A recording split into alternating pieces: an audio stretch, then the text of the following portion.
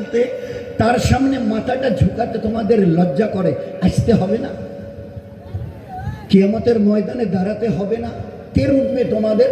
কে বাঁচাবে ওই দিন? নামটা আমাকে বলো, আমি শুনি শুনি।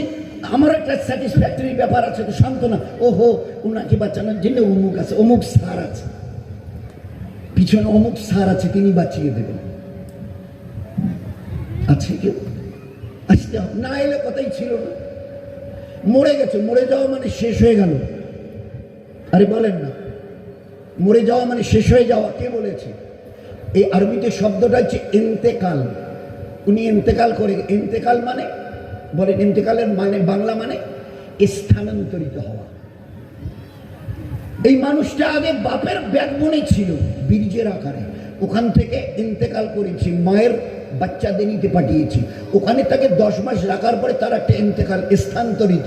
এবারে দুনিয়ার পেটে এসছে, এখানে 60, 70, 80 বছর রাখবো, তারপরে তার একটা ইন্তেকাল হবে, কবরের পেটে চলে যাবে।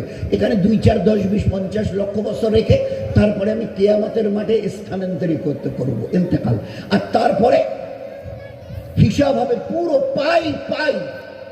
How did you pass the period of your life, total life, পুরো জীবন, জন্মের দিন থেকে মৃত্যু অবধি কি করে কাটিয়েছ, পাই প্রত্যেকটা সেকেন্ডের হিসাব দাও।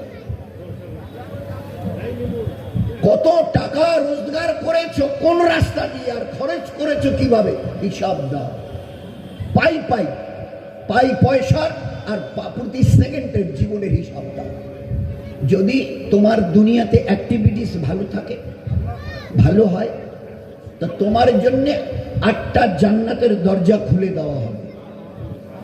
আর যদি ওই সময় যদি জবাব দিতে না পারো, দুনিয়াতে যদি তেন্দ্রামি করে থাকো, তো হিসাব তো দিতেই হবে, হিসাব তো দিতেই হবে।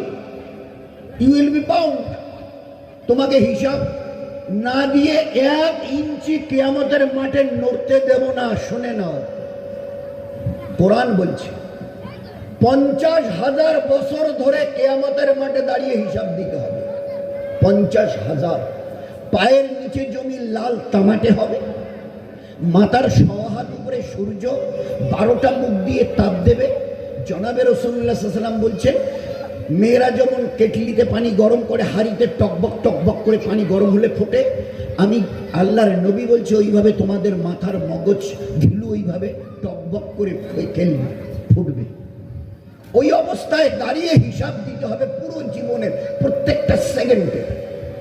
জীবন দিয়েছিলাম বানিয়ে নিয়ে আসবার জন্য, বানিয়ে নিয়ে এসছো অথবা বরবাদ করে এসছো, হিসাব দাও ভালো করে।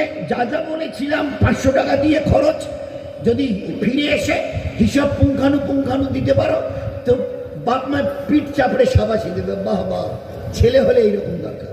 হ্যাঁ সত্যি, ছেলে বটে, ধন্যী ছেলে, তো পিঠ চাপড়ে সাবাসি দেবে। আর যদি মাথা চুলকোয়, ফেরে এত দেরি করে এলি কেন, আর বাজারে যা বলেছি তার অর্ধেক আছে, অর্ধেক গায়েব কেন, নেই কেন, কি করেছিস, মাথা চুল করছে। কি করে বলে, 2টে বন্ধুর সঙ্গে দেখা হয়েছিল, ওরা কিছুতেই ছাড়বে না, এই চল না একটু ওই মোবাইলে গেম খেলি। বলে না রে, আমাকে তাড়াতাড়ি বাড়ি যেতে হবে। আরে